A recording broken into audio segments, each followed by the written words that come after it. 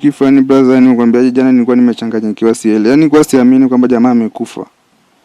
Yani mpaka na anapelekwa kule Montreal nikaa siamini. Maana wale madaktari wanaenda wananipeleka nikaangalia, nimeshindwa hata kuangalia mwili. Ingawa sasa nimetoka pale sielewi, nikaenda kudondokea shambani huko. Shambani ndo nikazirai, kapigiwa simu uko wapi, nikamwambia niko sehemu fulani, ndo akaja kunichukua. Sefu akiwa pamoja na Salim Hamis maarufu Pacha na Abdalla Nuru walikuwa njiani kuelekea Babati, lakini inadaiwa walipotea njia na badala yake kuelekea upande wa Ngorongoro. Walipofika katika lango la kwanza la hifadhi ya Ngorongoro, walidaiwa kukamatwa na askari watatu waliokuwa zamu wakituhumiwa kuwa ni majangili. Tulikuwa kama 6 hivyo, wenzetu watatu walitangulia na sisi tukawa tunafuata nyuma. Ile kuwafuata nyuma tukawa sasa tumewapoteza. Kuwapoteza tumefika pale Makuyuni. Mimi hapa nikajua njia ya kwenda Babati ni kupitia wapi? Karatu. Nikawa sasa nimeingia ile njia ya kwenda Karatu. Tumetembea tukafika Karatu mjini pale. Ikawa sasa tukabadilishana, mwenzangu akawa anaendesha pikipiki, mimi nikawa nimebaki kule nyuma na ule mwenzetu wa katikati ndo akabaki. Tukatembea. Tulivyofika hapo karibia sana ile gate, tukakuta kimlima hivi, tukawa tunapanda. Tulikuwa tunawahi wenzetu. Tulikuwa speed kidogo, tulikuwa tunawahi wenzetu. Lakini sasa kasi tumepotea njia. Kufika hapo mbele tukakutana na kigeti kidogo. Hicho geti kidogo tumefika hapo tukapita. Maana wale maskari walikuwa kwenye kile kibanda wamekaa kule ndani. Ile tunapita tunakutana na ile geti kubwa limeandikwa Ngorongoro. Kufika tukutana na hizo cruiser zimepaki, wakasema wazungu tumefanyaje? Tumepotea njia. Kupotea njia pale ndio ule wakati wa kurudi, wale maskari ndio wakawa wametoka kule ndani. Wakawa wanatoka kule nje, sasa wamefunga geti. Wakatuuliza wazee mnaenda wapi? Tukaambia si tulikuwa tunaenda msibani wapi? Babati. Babati huku vipi? Kaambia tumefanyaje? Tumepotea njia. Mmepotea njia Akasema nyie mnadanganya, nyinyi ni majangili, sijui mnaenda kuinda. Nikamwambia hamna brother. Sisi tumefanyaje? Tumekosea njia, tusameheni tu watu. Tulipofika, yani mimi mawazo yangu mimi nilikuwa nawaza kwenda Babati unapita Karatu.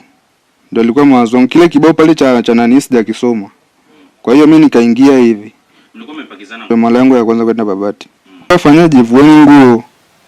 Wakavuliwa nguo, wakamwagiwa na maji, wakapelekwa kwenye majani. Hayo majani aisee yanachoma sana. Wakaenda kulazwa kule, wakagaragazwa kule, garagazwa sana. Mimi nikawa nimefanyaje? Nikachoka. Ile kuchoka sasa na mimi wakaniambia nifanyaje? Nivue nguo. Na mimi nikavua nguo kwenda kwenye majani, nikalala tu bavu kidogo hivi. Aisee upande wote huu wamenichoma. Nika sasa mwili unakuwa unauma. Nikamwambia sasa brother, mimi siwezi kulala kwenye majani. Akasema wewe ni mjeuri. Nikasema hapana. Huyo mmoja wetu sasa ambaye anaitwa Matejo ndo akawa sasa nguvu imemwishia, akadondoka chini. Kudondoka chini mate ndo akaanza kumtoka mdomoni, makamasi puani. Akawa ananiambia Abdalla, mimi siwezi kupumua. Nikamwambia jamaa wangu kaza ili tufanyaje? Tuondoke. Akasema mimi siwezi kupumua. Nikawa sasa nikafanyaje?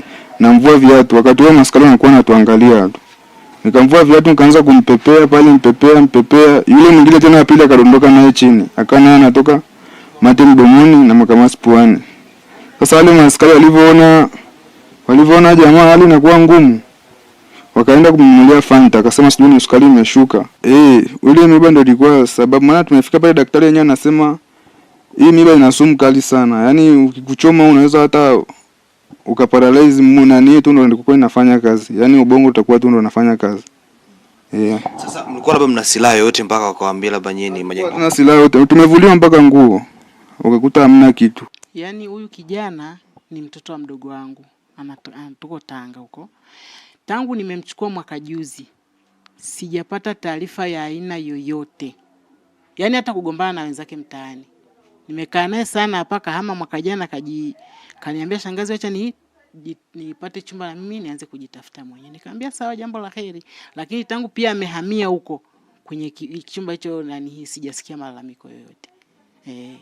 Taarifa hizi mama zimekushtua kiasi gani, kwa sababu hata huyo angeweza kufariki kwa sababu wenzao tusikie amefariki mmoja kwa mmoja. Yaani mimi pia hiyo taarifa nimeipokea kwa masikitiko sana, kwa sababu hata mimi mwenyewe hali niliyoshinda nayo jana na mpaka nikalala nayo, hata hivi nahisi mwili wangu hauna nguvu.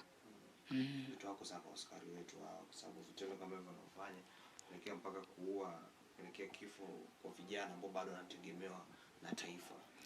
Unaweza kuambia ni kama maaskari kama askari wanatulinda, hatukatai, lakini endapo mtu amekufuata kwa usalama, hebu jaribu kumsikiliza.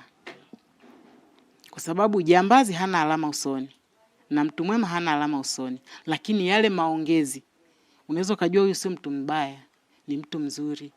Kwa hiyo vile walivyowaambia toeni faini, wangewaachia pale pale kwamba toeni faini. Wale walishapigia wenzao kwamba jamii sisi tumepotea na hapa tuko hivi, wale wenzao wangekubali, wangekuja kuwakomboa. Hata mimi mwenyewe hapa ningeambiwa hivyo, ningemtumia mwanangu hela. Lakini sasa wale jukumu la kuwapiga kweli inauma sana. Nauma sana. Yaani hao watoto hao ila nikumshukuru Mungu, alhamdulillah. Kama wao hawana watoto halitawakuta. Pole sana. Nashukuru. Labda umezaa alifariki mko mnamfahamu kwa sababu ni rafiki ambaye anakuja hapa. Na hapa sijamuona. Sijui kama wanakuja, lakini sijamuona kwa kweli. Kama anakuja anaweza akaja. Unajua tena mambo ya utu uzima, anaweza akaja naye siku moja mkatia story afu akaondoka. Lakini sio mbali sana na hapo alipo huyo kijana. Hivyo na mimi nataka niondoke hapa niende hapo msibani. Yaani kwa ufupi pale Ngorongoro kuna kuaga na beria na geti kubwa. Sasa wale mara nyingi ile beria huwa haifungwagi kwa ajili magari yanakuwa yanapita pale kuingia pale geti kubwa kwa ajili ya kugonga permit za kuingia hifadhini. Sasa na hawa vijana pia walipofika pale, kwa vile lile geti lilikuwa beria lilikuwa halikufungwa wao walipitiliza. Baada ya kufika pale geti kubwa ndo wakaona kumbe huku ni Ngorongoro, sio tena Babati. Ikabidi wageuze pikipiki yao warudi nyuma. Umeona warudi nyuma. Ili kufika pale nyuma, kwa sababu geti kubwa na ile beria sio mbali, ndio lile beria sasa wale wakawafungia. Kufungia wale vijana wakasimama, wakawauliza maswali kwamba mnatoka wapi? Ambao sisi tunatoka Arusha tunaenda Babati kuzika. Sasa huku mmefuata nini? Sisi tumepotea.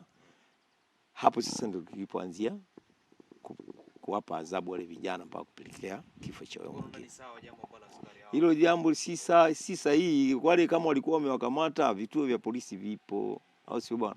Watakiwa wapelekwe wakaojiwe vizuri na nini, au sio bwana? Na wafanyiwe uchunguzi vizuri. Sio vizuri yani kumkamata tu mtu na kumuua hapo kwa hapo. Yani inakujaje hiyo? Huo si binadamu. Ndio kitu ambacho hata mimi kinanishangaza. Hakunaga jangili ataenda yani yeye aende mpaka getini, aende afu ndo ageuke. Wewe ujangili gani? Afu ukiangalia na vijana wenyewe ni bado watoto wadogo. Umeona? Huo ujangili wanaupata wapi? Ni basi tu ni roho mbaya. Hao askari wameamua kuwafanyia hayo waliotaka kuwafanyia. Kwa sababu askari pia wanapitia mtandaoni. Unaweza kuambia nini askari wetu? Yani wasichukulie sheria haraka mikononi bila kujua kwamba ya kufanya uchunguzi. Na ndio maana serikali yetu ya Tanzania, hata kama mtu amefanya kitu, kwanza kinatakiwa kitu kwanza kichunguzwe kwamba ni kweli amefanya, umeona bwana, na alifanya kwa ajili ya nini, au sio bwana? Hakunaga kesi ambayo yani mtu anakamatwa tu saa hiyo anapelekwa hata mahakamani na anahukumiwa. Lazima kufanyiwa uchunguzi, ndio maana kuna upelelezi, kuna nini. Sawa. Sasa wao nafikiri labda mafunzo yao sijui walipitia au hawajapitia, mimi hata sielewi.